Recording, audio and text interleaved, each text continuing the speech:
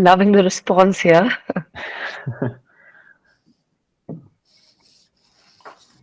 For folks in the US, I hope this is a comfortable timing.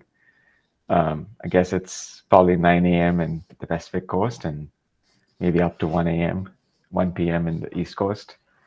And for folks joining from other parts of the world, welcome. A lot of Indian names.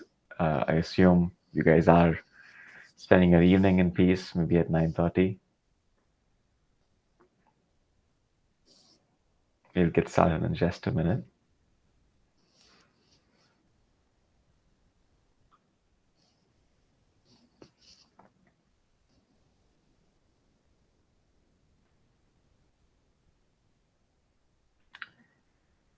Cool. Let's get going. Uh, Welcome to CAAPID and PASS Interview Bootcamp. We would love for you to, at any point in time, unmute yourselves or switch on your video, and we would take that as a sign that you want to ask something. Hey, Chinmaya, thank you.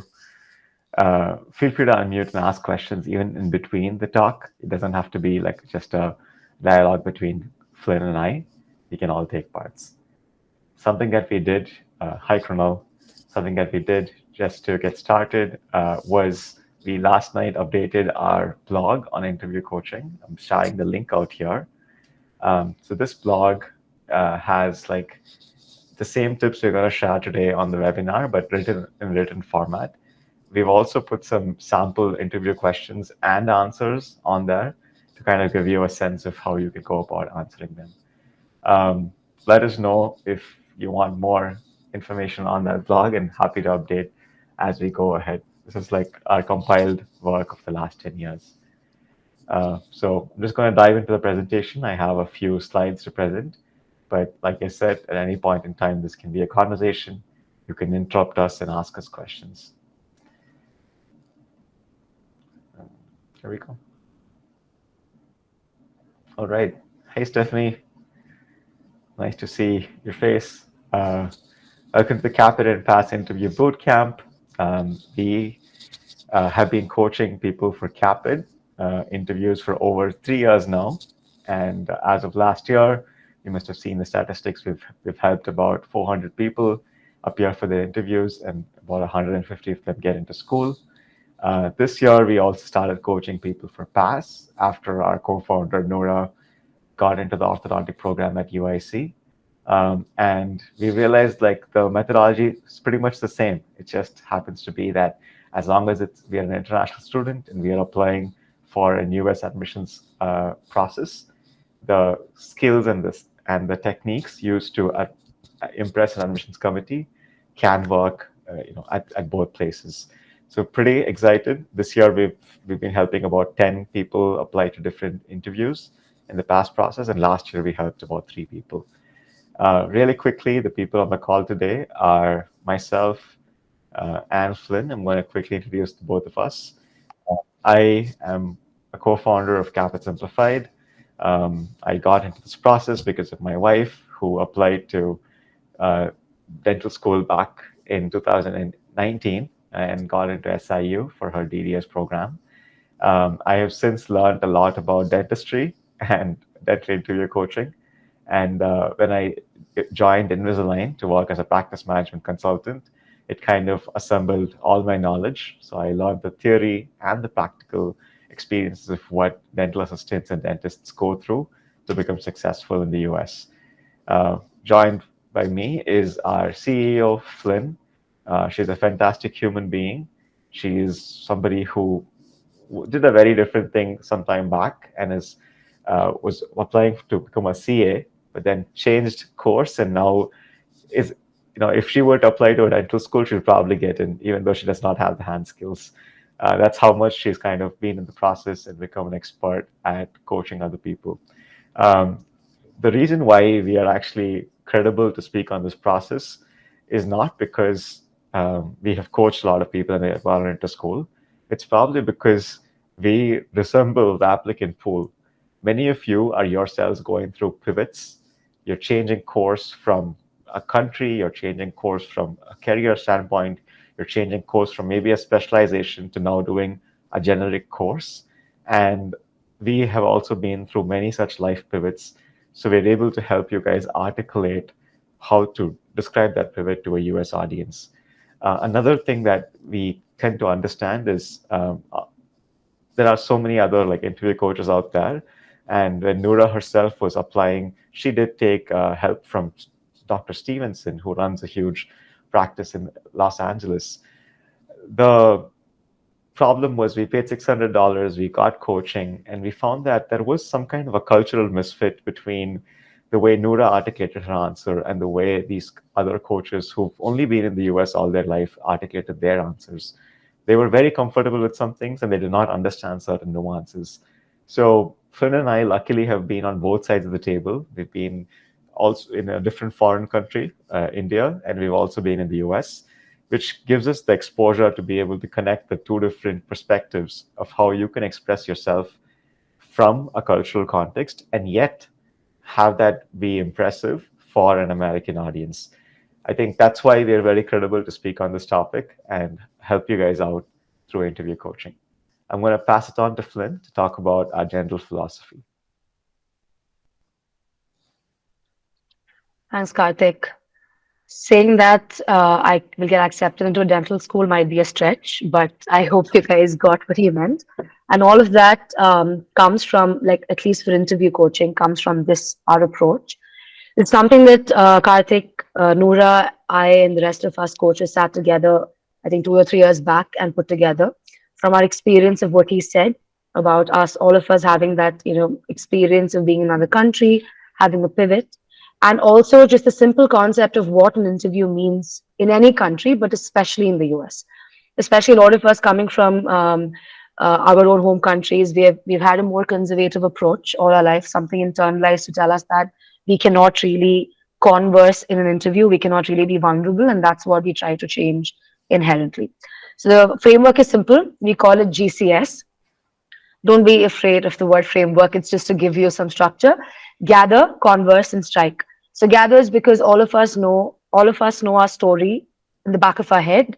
But what is really important is to bring it to the front and remember all those small moments, all those impactful incidents that's happened in our life. This is pretty much what you've done for your written application. You have to mimic the same thing, much more amplified for the interview so that you speak the same thing but with more emotion and talk to them about what really means for you to be at the interview, speaking to them and getting into school.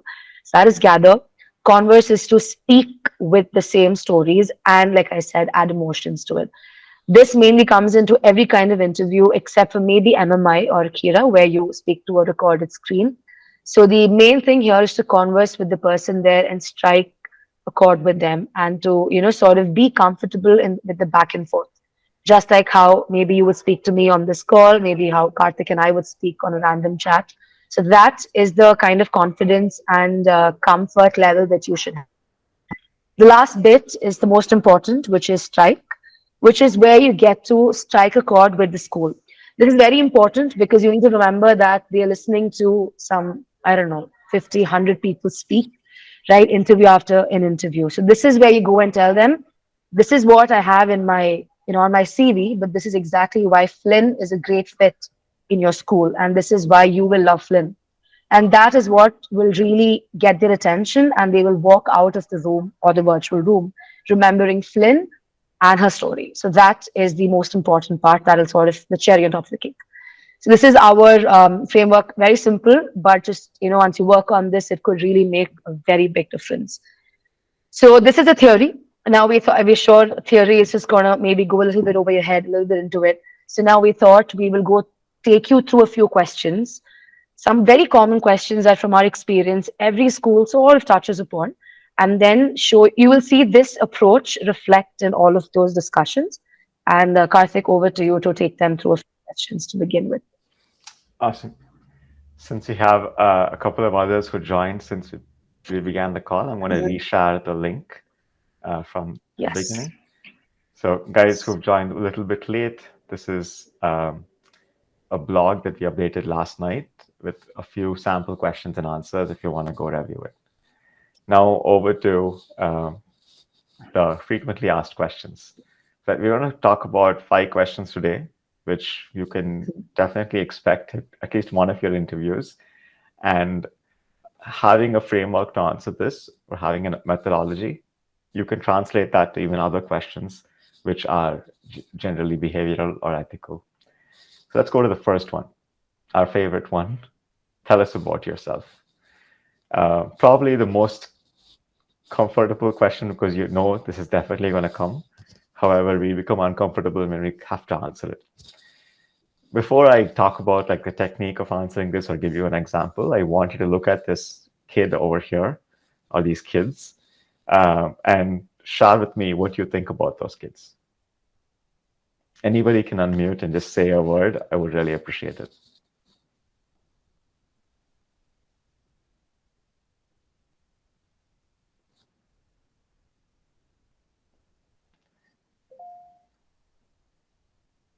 Happy, excited. Thank you, Krishna. Yes, definitely. Somebody else? Great. Okay. So we had one person who said these kids, as soon as we see all the picture, are happy and excited. What that kids have done for us is they've put themselves in a place of vulnerability and been comfortable with us judging them. That's exactly what's happening at the interview. When you are telling about yourself, you are placing yourself in a place of vulnerability and letting the interviewer judge who you are. So let them judge who you are. Don't judge yourself. You must be extremely proud and happy and excited about your story like these kids, and let the person behind the frame take whatever they can. Don't think too much about what your interviewer is going to think about your answer, and that becomes a complicated spiral. To answer the question yourself, how do you make a strong impression and be proud and yet be proud of your story? The first technique I share is called the power of three. And the power of three is rather than talk about your entire life experience in the last 28 years or 40 years or even 55 years, we've seen applicants that old, just narrate three specific stories. How do you choose these stories? Do not choose stories that are event based, like I cleared my INBD in the second attempt, like I got married on so and so date. Yes, hey Kritika, good to see your face, even for a second. Uh, do not choose stories that are very event based, specific episodes. And the reason I am asking you to deprioritize events is because that event may not occur all over again. So if I'm listening to your story and you are sharing that, hey, when I was in 2017, I got married and I came to the US. And after that, I got secured the first rank in my local preceptorship program, something like that. These are very specific events. And does that mean that in the future you'll get married again, or you'll get married to your job, or does that mean you'll again excel academically? I cannot translate that over. So events are not something you can translate over. What you can translate over is your any behavior that you have inculcated, any skill that you have developed, or any passion that you express. Those things are transferable. For example, when I was back in my undergraduate school in BDS, I happened to volunteer at a couple of centers that were associated with our campus. These centers were all located in real rural locations, and they had at least 2 hours of commute.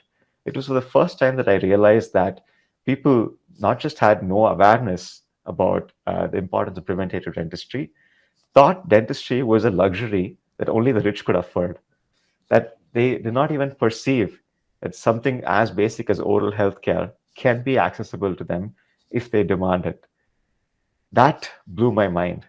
What I learned then is that I really want to help people who not just have the lack of awareness, but the lack of access, first stand up for what they believe is a strong dentistry. Now, that is a passion, right? I expressed my passion for helping people through an outreach camp. And that immediately translates to any other experience in the future. So if you were to become a dentist in the future, probably you will not just be sitting within your own clinic and serving the patients who walk into your DSO. You might also look into opportunities to go to probably a community center or a federally qualified health center in a remote part of America and give them oral care. You'll be passionate about elevating people's awareness, but also thinking about aspects that will improve their access to care.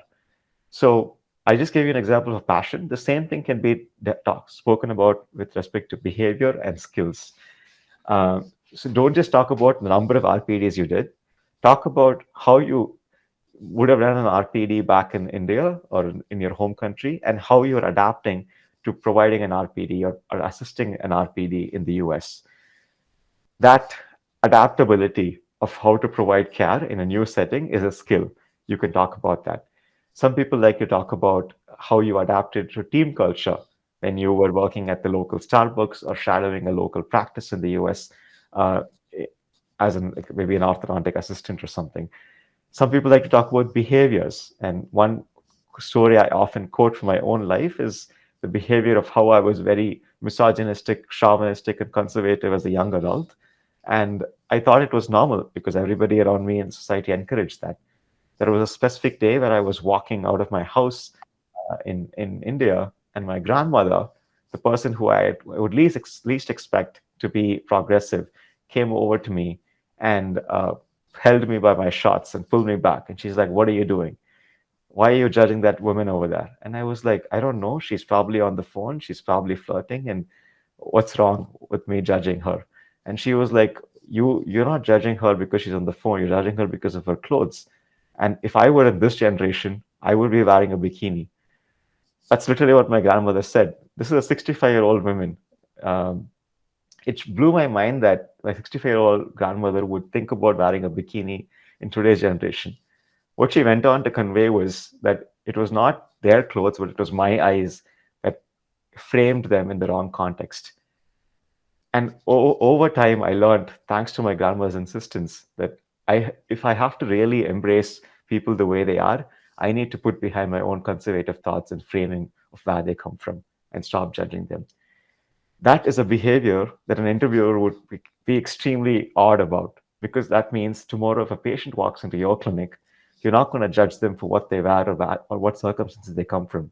You're only going to provide care by understanding exactly what their needs are, right? So these are just, I'm giving like very offshoot examples, but you get the point. Try to speak less about events, because events cannot translate. But from that event, did you develop a new behavior? Did you inculcate a new skill? Or did you express some specific passion? If you can speak about that and you tell me about yourself, it's going to go a long way.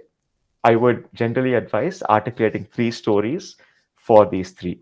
For behavior, it could be something about your childhood and how you grew up. For skill, it could be something about any shadowing experience you had in the US, or if you've worked in the US, even better, whether it's dental or not.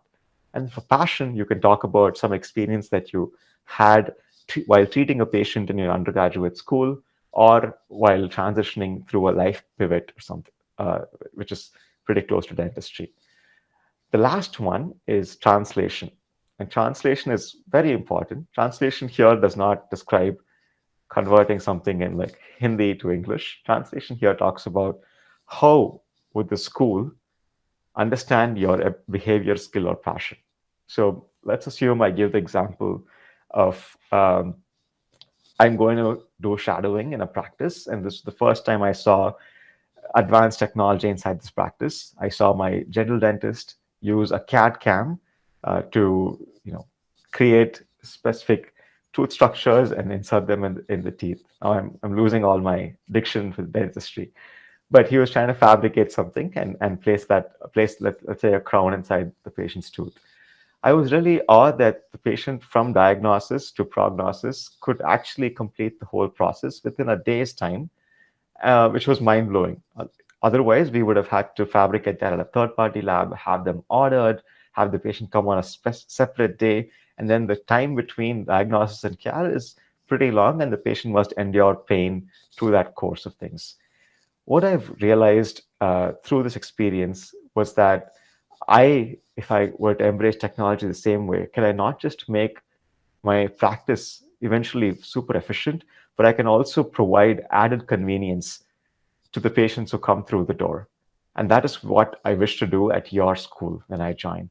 I want to learn the best of technology to be able to match good efficiency with great convenience for patients coming through, instead of having them wait and bear through the pain for a long time. That ability to translate your prior life, your prior experience, and your prior circumstances to what might be relevant to you as a future dentist is very important. And that's what translation is all about. Even the example I gave prior, remember I spoke about my grandmother wanting me not to look at women in the wrong phrase. But I ended that story by saying, and therefore I would not judge patients walking into my door and give them all equal care, embracing them with empathy. That is also translation, right? I'm connecting it back to a story that will make me a strong dentist, that will make any person, any school choose me over another candidate because I'm able to tell them why I'll be successful with my past in my future. Yeah. Hey, Pooja, thanks for joining. Cool. Any questions about tell me about yourself or tell us about yourself? Just gonna take a sip of water before we move on.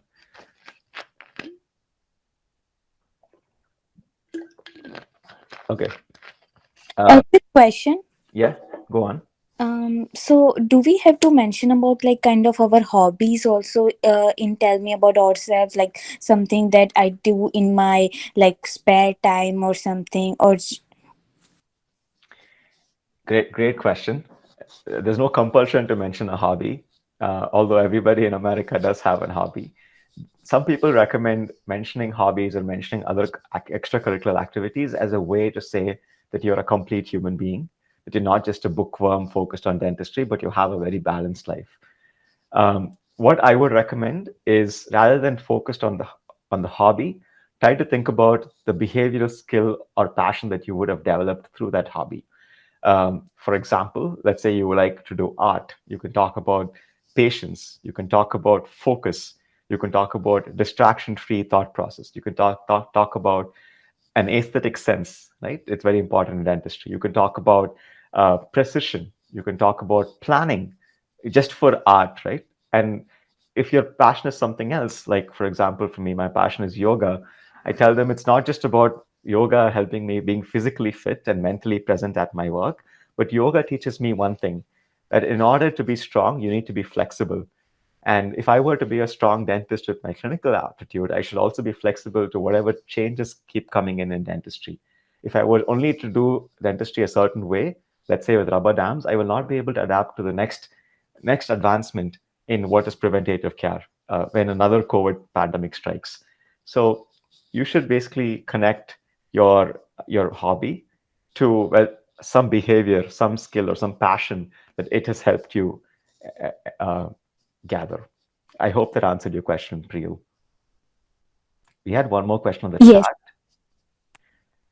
Uh, Hi Karthik, I wanted to ask for me, usually the stories work when I talk about events, but you clearly told not just talk about events.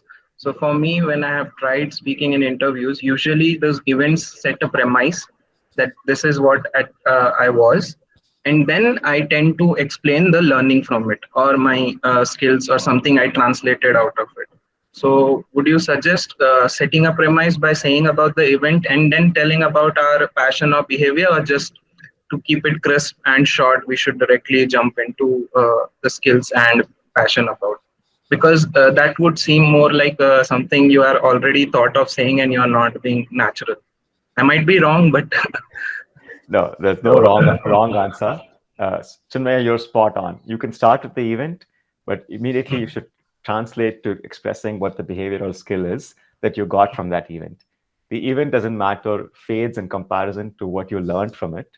And then end by saying how that you believe that particular event is going to make you a better individual as a better dentist in a US setting. As long as you coin that story, you're good. There's another framework that people often use called the problem action result, PAR, or STAR, situation task action results. They are both exactly what you meant. The situation is that event, right. circumstance, and then you talk about the action, which is what behavior, skill, or passion that you learn through your actions or how you reacted. Then the result is not more about like a numeric value, but more about how you will translate that to result becoming a good dentist. So you're spot on. As long as you do not stop with the event and say, I'm great because I have so many academic achievements, I'm academic proficient, but rather say, what does academic proficiency translate into in a future where you will not have to study ever again? Once you make that translation, you're solid. Awesome. Great question. Thank you so much. Flynn, can you read the question in chat that we missed? Or should we talk about it in the end? The question is, I think, could you explain reprioritizing events? Samyukta, maybe I think we can take it in the end so that that'll be like a recap, Sounds right? good. Something we'll recap every question a bit. Hope that's okay.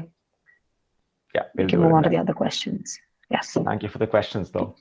The next one is a very interesting one, my favorite. Why should we choose you? Or, said another way, why should you choose us? Schools often ask this. The real answer is that we're desperate. When there are only 763 seats available and all these complications that come with like visa and like TOEFL scores, and there are about 3,000 people applying, naturally, we want to be one of the 4 people getting into a school and getting into a school that fits our needs and fits our budget. However, that's not the way things work. In the US, most stories start from a point of passion, do not start from a point of desperation, and at least it doesn't sound like a great story that people would digest. Um, if you say desperation, if that's your truth, own it. I'm not going to ask you to lie, but I would warn you that it's going to be undifferentiated from the rest of the applicant pool. What can be a different approach is thinking about this image. Now, I'm sure you've all heard of the phrase trying to fit a square peg in a round hole. And I literally Googled that to get this image. Here we have a lot of round holes and we have a lot of square pegs. Being a square peg is not a problem. But trying to fit into a round hole is the problem. The beauty of this question, whenever they ask about why should we choose you or why you should choose us, they're basically testing you on just one word, fit. How does your skills, your learnings fit within, and your value systems fit within the expectations of the school? And how does the value systems and whatever the school can offer fit with your goals? That is what is very, very important to describe. And again, I would go to the school's website and do research, speak to a few alumni if possible, and try to watch a few YouTube videos about the school to find out 3 points where you can actually articulate what the school is expecting. The best place to find that is by looking at a video of a former professor or a current professor speaking about their school. Whatever highlighted terms they speak about is not just because a PR consultant has written that for them to describe on the video, but rather the school is very proud about. Pick out those 3 terms and try to fit in a story that match those 3 terms. And that's the best way you can express fit. Understand when you answer this question that it's not just you who are desperate to get into the school, but it's also them desperate to get you. Apart from looking at you as a candidate who can potentially add $300,000 more to their coffer in 2 years, they're also looking at you as somebody who can potentially add a lot of revenue to the practice. You should know that international dentists are faster at clinical skills than local dentists who have not been in the lab until their 3rd year of school. So when you join school, you are actually going to produce a lot monetarily for the school. So they're looking for somebody who can produce a lot clinically, and that means you should be able to not just provide, show your bench test skills and provide the right clinical care, but you should also be able to connect with the local population. At the end of the day, the best care is the one that people perceive as good.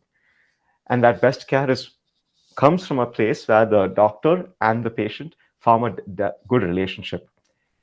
So they're looking for people who can actually develop a good relationship with patients, who can actually use their clinical skills to make a lot of revenue for the school. And they're also looking for the ability for you to adapt to the remaining classroom and the remaining pool. Let's say you are an international dentist and you walk into a classroom of only locals who have been in Illinois, you will be a little disruptive. Unless you can really adapt to their social circumstances, either you will feel excluded or they'll feel excluded, right? Because you're an overperformer. And that's why talking about fit is very important, and talking about thinking through mutual desperation is very important. The next kind of thought process I would like to speak is about excellence. Many people, when you ask the question, why should you choose you? They will immediately start picking out the highlights from the resume and narrating it. That is not wrong. You should choose me because I was a first rank holder. You should choose me because I was the only dentist to organize like an IDA fest. You should choose me because I have these many research publications. So you should choose me because I also have a postdoctoral degree prior to coming to this thing. You should choose me because I have 360 hours of working in a practice experience as a dental assistant. You should choose me because of a green card, blah, blah, blah. All of those show that you are excellent at something. But what is more important to communicate here is that not what you excelled at, but rather what that excellence brought in you. Did it bring a new mindset? So when Nourah, back in her school, she was a university topper. And she said this at many interviews, but did not get into school. And I was like, what's wrong? Like, if you are a university topper, you're probably the best in class. And still, why don't people get that you can actually be excellent at what you do? The problem was that we were stuck in our mindset that excellence, that achievement, framed who she was. We should have changed the story, and which we did in the second year. When she applied, now she said, I was a university topper, and I've been consistent at my academics. What I do is wherever I go, whatever the challenge, no matter what the constraints are, I try to bring the same spirit of academic excellence that I had back in my high school, even when I would go into a new challenge. She basically framed excellence as a mindset, as a way of tackling problems, as a method of facing challenges. And that was what got her into school this next year. So think about your own achievements. Don't just talk about why you're a good fit based on what you excelled at, but try to talk about what that excellence has made you, has turned you into. Is excellence a mindset for you, or is excellence a destination for you? Once you clarify the difference between the two, you will get in. The last one is think about gaps.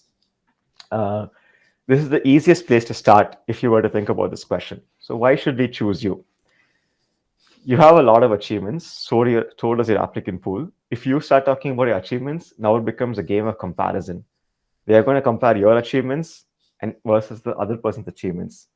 Instead of talking about that and like letting it become a game of comparison, if you talk about gaps and how you fill those gaps, you will actually be far ahead of the applicant pool. I'll give you 3 examples. The first gap is I was extremely strong with providing emergency care. What I was not strong at was providing preventative care. That was a skill I had to develop, and I have developed through these particular experiences in the US. Another skill gap. I was extremely strong at communicating my thoughts to people who listen to me. And in India, where I come from, the system is very hierarchical. So all the dental assistants working around me would listen to me blindly just because of my position of authority, and not because I was a convincing, persuasive leader. In the US, when I was volunteering at a church to do a local fair, I've understood that people wouldn't listen to you. They were like almost like kids. They wouldn't listen to you unless they respected you, unless they thought you added some significant value to them. Just because of your position of authority, you do not earn the right to tell them and communicate to something to them and persuade them. This is when I realized that I had to adapt my skill set. I found out there's a gap in the way I should communicate to individuals in the US, and I adapted my skill set to start communicating to them. 2 things that worked for me was using a story-based approach. Another thing that worked for me was connecting people to that goal. So rather than telling about a story that they could not relate to, I told them, if you want a certain reward, if you want to get Netflix free subscription, or if you want to embrace the power of God, you need to have to do this. So now I'm talking about a gap, right? I'm talking about a gap that I could potentially face as an applicant, transitioning from my home country to the US, and I'm already telling them how I'm trying to fill that up. This is a perfect example because that's exactly what they're judging you on. They're judging you on not your dental skills. They're judging you on whether you can fill the gaps in becoming a successful dentist in the US. If they were to judge you on dental skills, you're already a good dentist, right? Here they're asking, what are the gaps? And instead of having them trying to figure it out, you present the gaps yourself. So for skill, it could be communication, it could be leadership skill, it could be just dental skills, it could be the ability to work with advanced technology, it could be the ability to work within certain complex protocols which are more enforced in the US compared to any other nation. It could be this ecosystem. So ecosystem examples are like, I've provided a lot of care, but I've never had to deal with insurance. I've provided a lot of care, but I've never had to deal with medical billing. I've provided a lot of care, but I've never had to deal with such interdisciplinary mechanisms of providing care. I was dental dentist and I used to provide all types of care. And in the US, it's more about outsourcing and building a referral system. You can talk about cultural gaps. I was very good at my job, and my job always put me in places. But in the US, being good at your job alone doesn't matter. You need to also be good at networking. That is a cultural gap that you need to bridge in order to become successful. So go back to your own thinking in life. Look at it, look at a US dentist who you think is successful, and try to write down what are the potential gaps from a skill basis, from a cultural basis, and from an ecosystem, like just insurance and all these complex things around us, that is affecting you, or that is putting you behind becoming that person. Write three gaps and then think about stories you can narrate to showcase that you've overcome that gap, or at least you're working to overcome that gap. A lot of people like to talk about communication and Toastmasters. A lot of people talk about like empathy and give examples from their community service experiences. So you can think about any example that where you're trying to showcase that I'm working on filling the gap. Immediately, the admissions committee will understand that, oh, this person is trying hard. Let me give them a chance at my school and help you fill the gap even further. If you do it this way, the why should we choose you answer becomes extremely simple, because now you've told them three gaps, you've told them three initiatives you've taken to fill that gap, and you're already showing them that choose me because I not just am aware of my gaps, I'm also trying very hard to fill them. So if you can give me the opportunity. Any questions over here, please type them in. Just in the interest of time, I'm going to pass it over to Flynn to keep moving on. Please type them in the chat. We will definitely answer them in the end.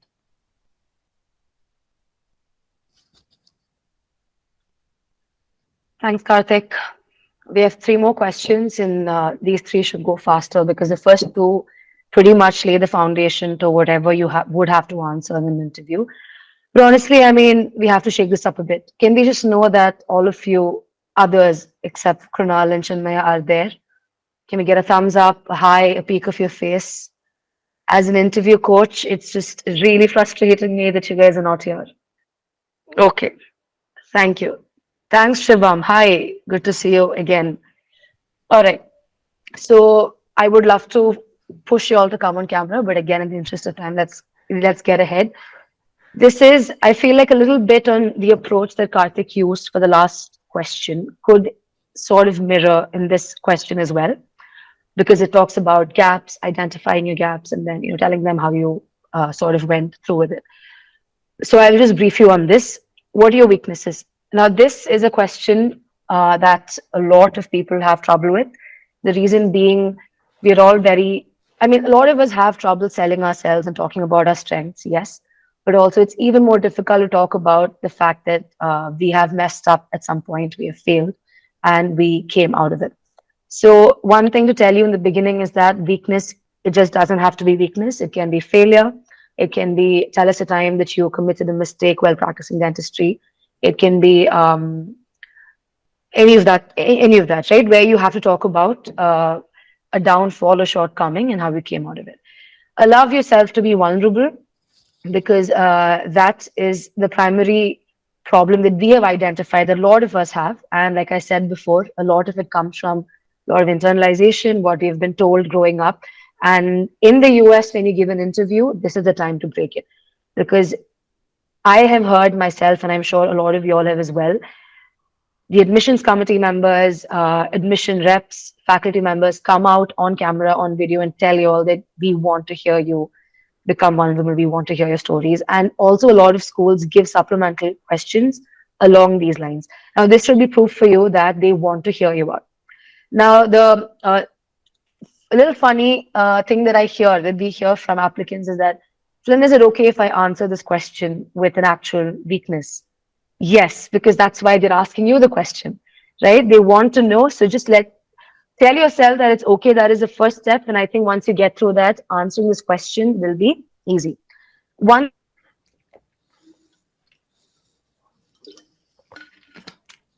Looks like we lost Flynn right there. Hope you guys can still hear me. Let me continue until she comes back. So the key to answering how to like your weakness is by stating a weakness and by not dwelling on it. Now I need to like first tell you that weakness is the same as failure. Weakness is the same as something that has gone wrong in your life. So for all the questions that have to do with weakness, you need to give pretty much the same answers, and you can have like a certain number of situations. Most people will come to interview coaching, ask us this one specific thing. If I express my weakness, will they not take me in? If that is the case, why are they asking the question? Like, are they going to ask you your weakness just to not take you in? No. What they want to essentially judge you on and understand is, despite that weakness, why should we take you in? And what is more important is, first of all, are you able to internalize and express what your weakness is? For people who, like for example, there are some people who go through pregnancy and even hide their pregnancy from the CAAPID admissions committee. There are people who had a gap year, maybe 3 years, and they would hide that from the CAAPID admissions committee. There are people who get married, and that's why they would have come to the US, but they think that they should hide that from the committee and they should have some other reason to come through. So like people are very, they bring a lot of shame upon themselves, and they scrutinize themselves for their weaknesses and their things that have happened in their life. And they think that is a failure. That's something they should not express. What the admissions committee wants to know is, first, are you able to embrace yourself as you are? If you are, then you will be more proud about your weaknesses and you can move past it rather than living with it as a trauma.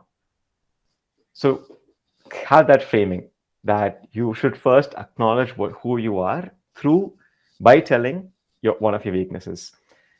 And I think we already framed the way to answer a weakness. The easiest framing is, what did I do wrong? What was the situation where I did that wrong? And how did I overcome it? Sometimes weaknesses cannot be overcome. For example, let's say one of my weaknesses is I cannot multitask, right? Obviously, the red flag, we get scared. Oh, this person cannot multitask, and dentistry is all about multitasking. How will they be successful? What I can instead tell them is that I cannot multitask, but I have an approach. I have a tool. I have a methodology of managing that weakness. Because everybody cannot get over their weaknesses. But if you have a method to manage it, then you're probably going to be successful. And I'll give you an example. My biggest weakness is that I cannot multitask. When I try to multitask, I start going between multiple tabs, multiple devices, get super distracted, and I cannot focus on one thing. And yet I have understood that there are many situations where I have to multitask, because in the morning when I go into a clinic, I'll have to be a leader, giving them instructions to my team on what needs to get done. In the evening, I need to be an accountant to make sure that my production and collections coming to the practice was pretty good.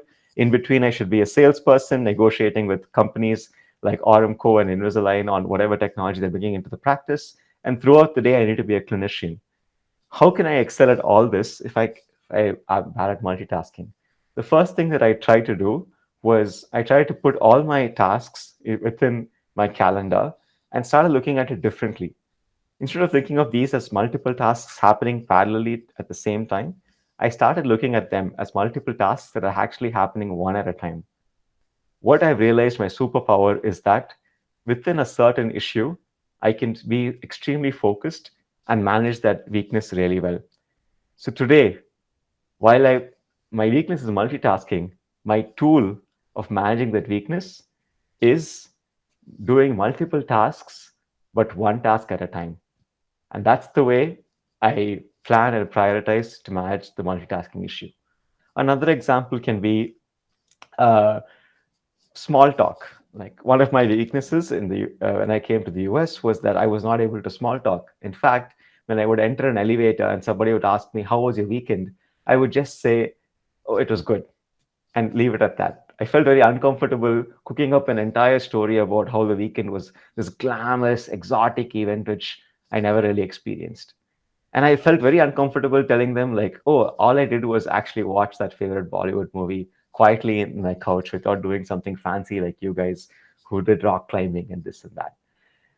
So I was very bad at small talk. I'll start sweating, I'll get nervous, and I'll prepare my script before going into the elevator. This really happened for one whole year. Then I realized small talk was my only means of putting myself out there, marketing myself, and growing in my career. And if I were not going to small talk, I am going to lose the biggest tool of relationship building in the US. So that's when I started sharing stories of my own personal life with people with discomfort. Today, while I'm still not the master at small talk, I network by exposing myself with my own personal stories. What I've realized is that even though we're separate by cultures, even though we're separate by countries and race and ethnicity, we still go back to the same fundamental stories on how we develop certain behaviors when we grow up with our parents. This fundamental understanding that we are different but we're the same along a few stories has what helped me overcome the barrier of small talk and actually make conversation with people. So you found the key, right? The key is not to stress on the weakness or stress on the failure. The key is to stress on the tool, the methodology, or that capability you now have to to overcome that weakness. If any of you are interested, please maybe type a word about what you think your weakness is on the chat, and I'll give you an answer of how you can talk about a tool to overcome that. Let's just try one example with you guys nominating a weakness. I think I shared two, which was multitasking and communication, small talk. Oh, saying no to things. Wonderful, Ritika. I love that. Great. Let's a poor internet connection. Yeah, I agree, Flynn. Cool. So let's take Gritika's example. Thanks for nominating that. This is a common problem. Let me answer it like an interview applicant, not asking when I do not know anything particular. Okay, we'll come to Priyal's question towards the end. Uh, when I was back in my home country, in my home country, humility is the equivalent of being silent. Not raising your voice is a way of showing respect.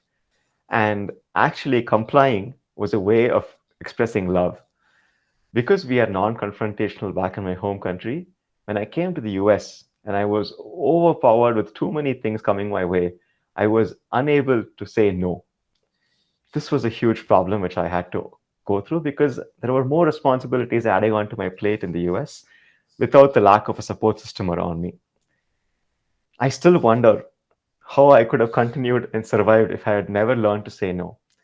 What I've learned to instead do is ask the person who's asking me a question. So let's say I had my manager, who was the area head for the local DSO, come up to me and ask me the question, "Hey, Karthik, can you also look into implementation of this new protocol across all our practices?" I want to say no because I do not have the time, but it doesn't really instinctively come from me. What I've now learned to do is ask them the question about why should we do it. When they think through the benefit a little bit more, it'll make sense to the person who's asking me that favor on whether they even need that in the first place. That's one way I tackle it. The second way I tackle it is I tell them, I would love to do it for you. However, these are the circumstances within which I operate, and I have these other priorities I need to complete. I have 70 patients walking into the clinic today. I need to ensure that the clinic is ready for this specific Invisalign day coming on Friday, and these priorities exist. Are you okay with me deprioritizing a few other things, or because I'm concerned that the quality might go down. So again, instead of saying no, I'm letting that person make the judgment call for me to take that activity off my plate. And by through constant questioning, I'm able to actually help the person asking me the favor to deprioritize the task, or at least take it off my shelf, take it off my shoulders, with the concern that putting that on me is actually going to reduce quality overall. That is how I've learned to navigate the conversation of telling a person I cannot take up something and yet not telling no explicitly. Right? That's an example. So here again, what does this mean? This doesn't mean that I was not able to say no before, and now after 3 years I can say no to everybody who asks me. I still haven't developed that capability to confront somebody and say, "Oh no," because for me, inherently, I believe that saying no is to deny their love, deny their care, deny the respect I have for them. Instead, I want to be respectful and let them itself make the decision for me by asking them probing questions, which a lot of people do, especially good leaders. If they don't want you to do something, they will not ask you not to do it. They will ask you, what is the benefit of doing it? And they'll make you yourself come to the conclusion that doing that does not bring the results that they have. Um, that's the parenting versus leadership approach. Okay, we went on a tangent, but I hope you got your answer. Right? Very, very, very, very good example. Happy to give you more examples towards the end. Thanks, Ritika. I'm going to go to the next question, which I'll quickly walk through so that we still have some time left for Flynn's last question. And Flynn, just tell me if your internet is working now. Just put it on chat. Questions about pivot. A pivot is something that changed in your life. What Flynn and I have come across when we coach people is that when we ask a pivot-based question, they immediately go blank. Why did you pursue orthodontics MDS and now you're doing CAAPID? Why did you pursue CAAPID and now you're applying for the AGD? Why were you pursuing this particular career and then switched over to dentistry? Why did you suddenly come from a good, well-established career in Dubai to the US? They immediately jolt, right? And they lose. Instead of making it a good point, they actually make it a weak point. If you've not read the poem by Robert Frost, The Road Not Taken, please read it. It's an amazing poem about how a person is at the crossroads of two paths and takes the road not taken. I'm not going to read the poem right now, but let's think about that when you think of pivots. Pivots are decision points in your life. And you would have had multiple pathways to take, and you would have taken a specific path because of some thought process. The thought process can be either of two, right? And this is what I want to call as the reason. What prompted you? What reasoning did you come up with in order to take the road less taken, or completely pivot toward a new direction instead of the one that you were set on traveling?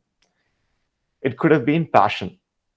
I really wanted to work not within somebody's mouth, but with a team, and that's why I chose orthodontics. I really wanted to work not on multiple patients a day, but specifically on the idea of creation, and that's why I chose periodontics.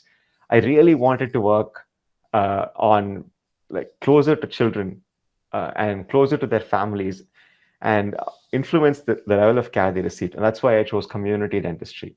I really wanted to work in a setting that was unconstrained by wealth, but constrained in terms of the availability of care. And that's why I chose to work in rural Louisiana. I really wanted to understand what it meant to be in an uncomfortable, unfamiliar scenario. And that's why I shadowed a dentist only for 2 days, because he was from Egypt and the US. I really wanted to understand how people perceived care even outside a clinical setting. And that's why I volunteered at my local temple. I've given you a lot of examples about you taking a very different direction in your career, in your life, in your resume, and talking about that through the idea of passion. The other reason why you would have actually pivoted could have been circumstance.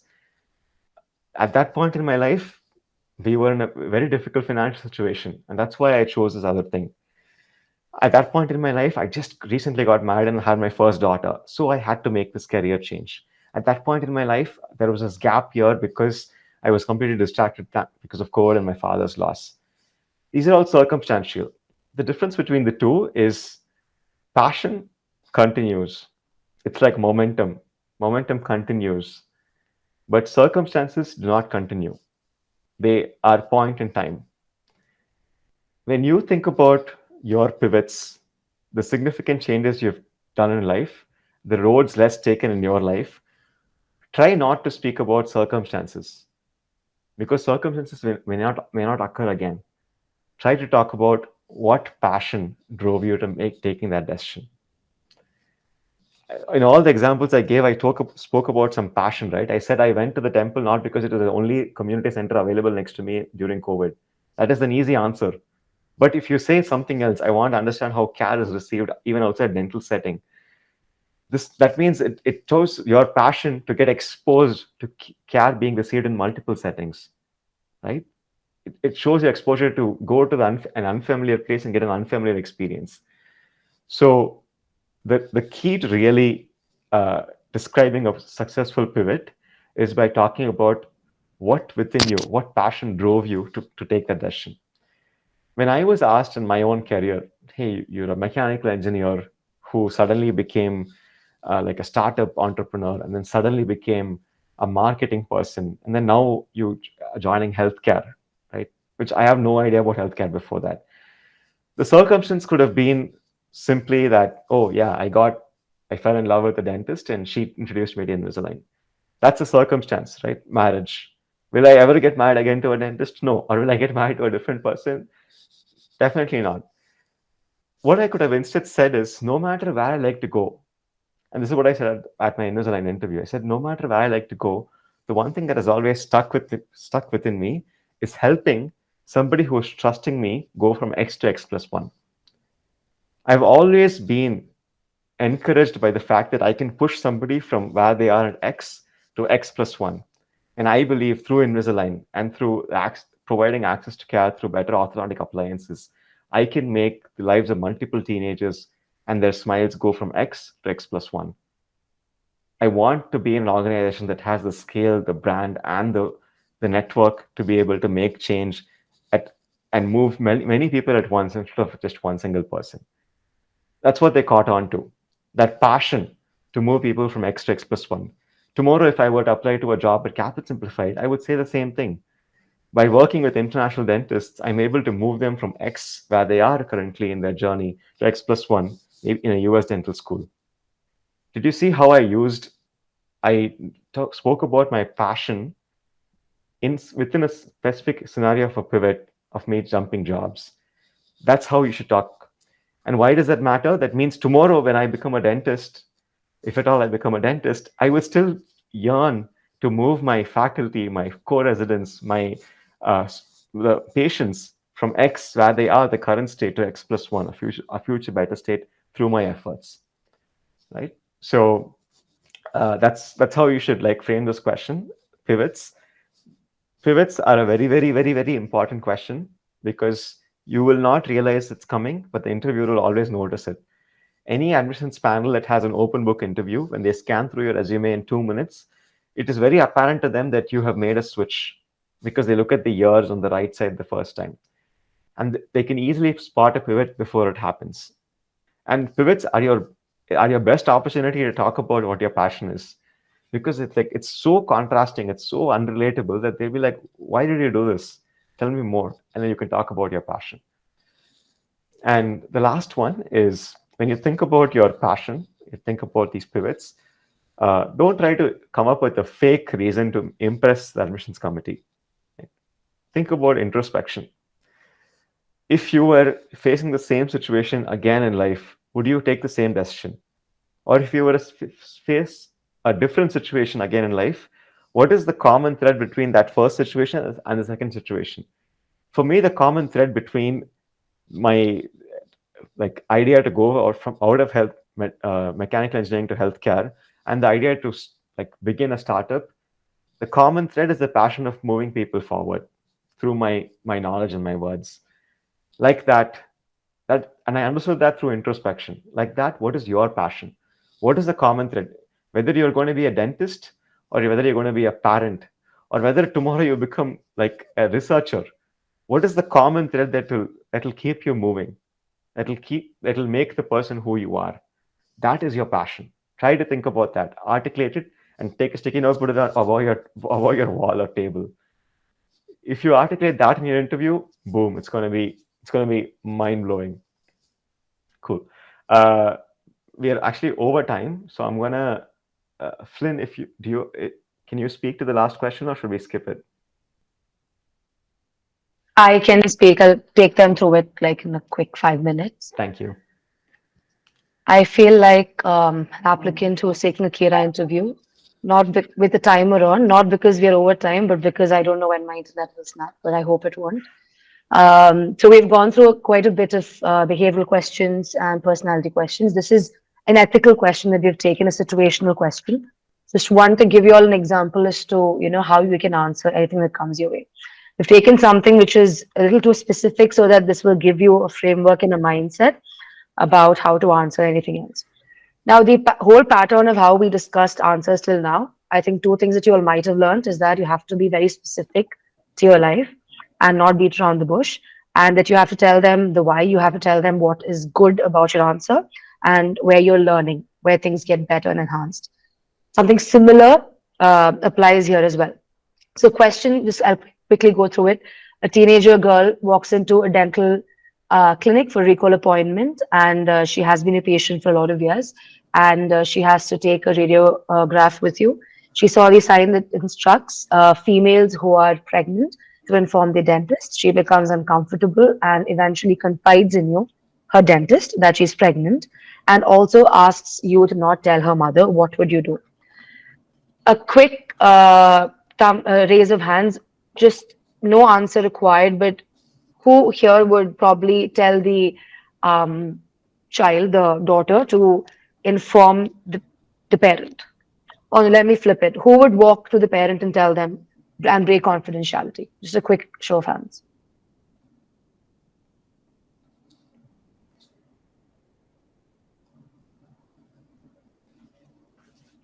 I think I saw a few hands. I'm not sure if it's from before, but okay. So, what I'm trying to say is that all of y'all are dentists, y'all have practiced for a while, I'm guessing somewhere in your home country. And you can choose to say that you will walk to the parents and break confidentiality, or you can choose to say you will not do that, but either of that is correct. There is could be correct. There is no right or wrong answer for any ethical question, because what is important for them there is to understand how did you get to that answer and what drives that answer and what motivated you to do it. But I've written only, there are some more acceptable answers. I'll give you an example to tell you what I mean by that. So, if you choose to say that you will inform the parent, one way of saying it is to bluntly say that I will walk out of the, I mean, obviously, after attending to the patient, you will walk out and talk to the parent and tell them, because you firmly believe that the parent has to know because she's a minor, and they have to know in order to take care of them. Now, this answer can work, but the only thing for me as a listener or your interviewer would be that it's a very blind or a very blunt conclusion. I don't know what you're thinking. Why did you come to that conclusion? You probably did that for a reason, but for me, listening to your answer, I have a feeling that you're not taking an inclusive decision. Now, what could be an inclusive decision? You probably still want to talk to the parents, but would you do that first step of talking to the patient herself? Right, talking to her, trying to understand why she doesn't want to tell her parents, try to give her some, support system, a safe space, and try to see if there's a reason why she doesn't want to talk to her parents or whatever that is. And then eventually, as a last resort, after giving her space, talking to the parents. Now, the difference between these two answers is that the interviewer knows the reason why you reached that conclusion, number one.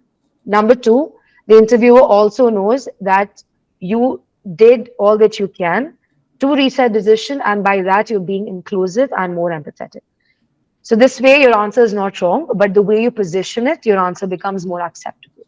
Now, this is the most important thing for any of your situational questions, because they want to know why, which is what I've written next. The showstopper of your answer has to be why. And I'll also tell you why that's important. two of us can have the same answer but have two reasons why. This will also give more substance to your answer. And like Karthik said earlier, they will know in if that circumstance or if that situation happens again as a dentist, how would you respond? The question need not be dental related, but they can still come to a conclusion by the way you answer. For instance, if I as a dentist decide to not tell her parents, my reason could probably be that she's a minor. I don't know how their family dynamics work, and I do not want I would not want to go and open a can of worms in such a like awkward environment, which could make things worse for my patient and for the parents, which means I'm concerned about her mental well-being and I don't want to cause any trouble. Maybe if Karthik decides as a dentist that he will not tell the parents, it's probably because he blindly believes in rules and protocol, and he believes that protocol is here for a reason and I will not break it. I will not break confidentiality. So both the answers work, but the interviewer gets an understanding as to what kind of a person you are, what is your thought process, and through that, what kind of dentist will you be. Now, these are the expectations from an ethical question, to know what you're thinking, and of course, what would you do, but more importantly, what you're thinking. And even if it's a simple question as to your friend is cheating in an exam and what would you do, or even a question like this, make sure you give them that fodder as to what your mind is thinking. Mention the ADA ethical principle, of course, here it's patient autonomy. So if that applies, saying that out loud would obviously give you an edge. They will know that you are aware of the principle, you're in the US, you know how it works, and you also have the experience of probably practicing or assisting somewhere. Become the protagonist. Now, why am I saying this? How much ever we prepare, how much ever you remember our tools and tips, that day of the interview, you might be caught off guard. I mean, how much ever you want things to go well, that day you might probably blank out for a minute. And when you're given a question with so many details, the best thing is to put yourself into that person's shoes, because this question might come off as daunting maybe for a second, but if you think probably in your mind think that I'm in my clinic and a girl walks in, what would you actually do? Thinking that way and putting yourself in that person's shoes and thinking what you would do in real life could actually make a big difference in how you answer in that moment, especially when you don't have prep time. Like in a Kira interview, you would get like what, 45 seconds, 1 minute to prep. But in an in-person interview, you will have to emote, you will have to think, you really have to bring out everything at the same time or in a few seconds. That's where really being that person would help you to answer. So you answer as yourself, as what you would do in the clinic, and then the reasoning will follow, right? That's when you think about the why. I'm going to pause here without going too much into it, but any questions on this or around this or on any other ethical stance that you may have?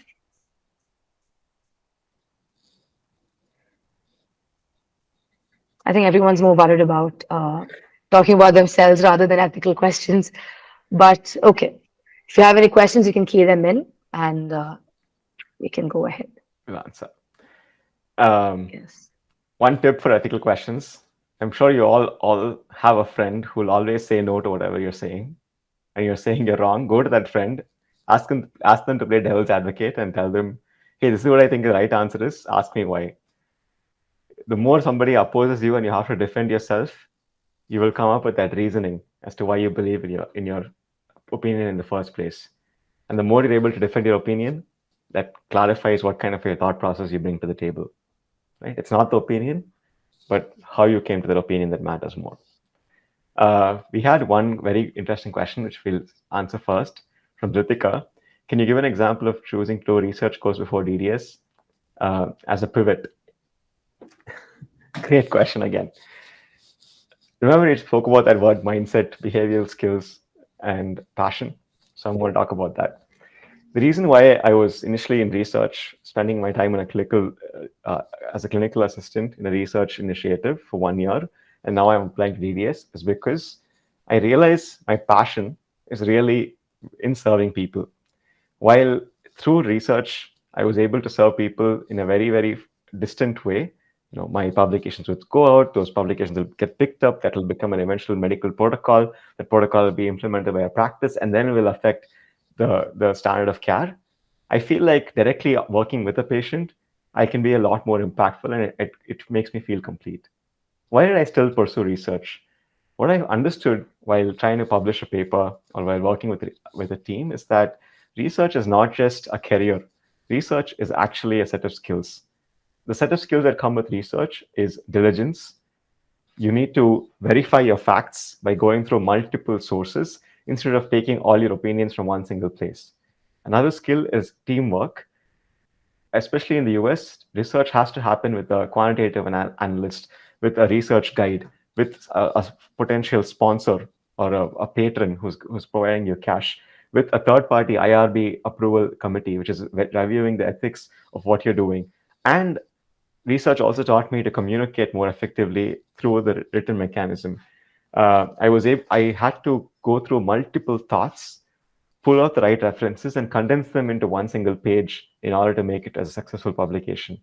I think the grit, the discipline, the teamwork, and the ability to uh, do diligent research are skills that I would translate, whether it's from a publication standpoint or whether it's from the standpoint of dentistry.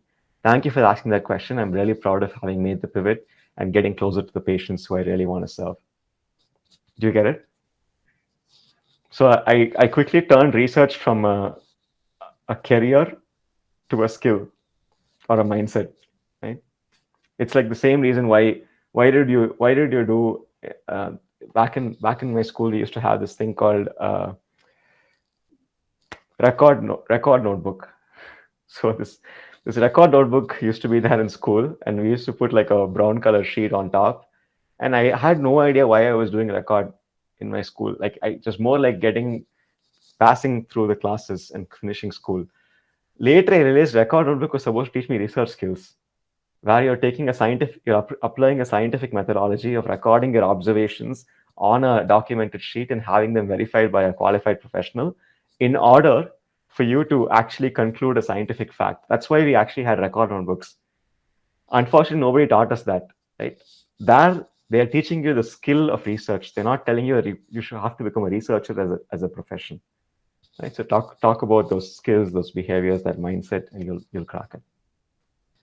Uh, um, should we wrap, Flynn, in the interest of time, because we've been a little over an hour? Yes, I think we can take Chinmaya's question and then wrap it up. And but don't worry, if anyone does have any other questions, you know where to reach us, and you can always reach out, and we would respond however best suited. Yeah, will it appear Chinmaya, obtuse? Yeah, sorry, go on, Flynn. yes, go on. Will it appear obtuse during the interview if a candidate suggests something practical from their experience to fill the gap, which the school might have, thus improves the chances of considering choosing the candidate? Yeah, you're trying to say like if it's a technology like digital technology and you already have exposure to that, will it improve your chances? Yes, because it demonstrates fit. Or if you say like I've been to Toastmasters and the school has a Toastmasters club, yes, again, because it demonstrates fit. Like that means you are not just a person who's used resources in the past, but you're going to use that similar resource again in the future to take support. Another very common example is counseling support and therapy. You know that dentistry is the healthcare profession with the highest suicide rate, right? So a lot of dentists cannot deal with stress, and some people just absorb it all so that they can get into school. Some people deal with it by engaging an empathetic counselor. So if the school has an empathetic counselor and you already know how to access that resource and leverage that resource, the school is going to believe, oh yeah, this person is great, because eventually when he joins our program, he's going to use our counselor and manage his mental health and therefore be extremely good as a care provider. Right? So yeah, it'll not be obtuse, it'll actually benefit you. Great. Thank you guys. You've been a fantastic audience, even though we couldn't see all of you. We will make sure to snap this video and put up the recording on YouTube pretty soon. If you have more questions, and I'm sure you do, is there any means to get in touch with us, Flynn? Yes. You can, all the information is on our website. You can either book a starter call with us, which would be the easiest way to talk to us, or email us again on our website. And also, three of you all have asked questions after, which I've copy pasted that so that I know your names, I have the contact information. We will get back with that. But to get in touch with us, email, Instagram, Facebook, start a call, anything works, whichever is most convenient. Awesome. And do take a look at the website blog as well, underneath which you'll find all the information, and inside which you'll find all the information as well. Have a good day, everyone. Thank you so much for joining us on a weekend, and we really hope this helped. Hey. Bye.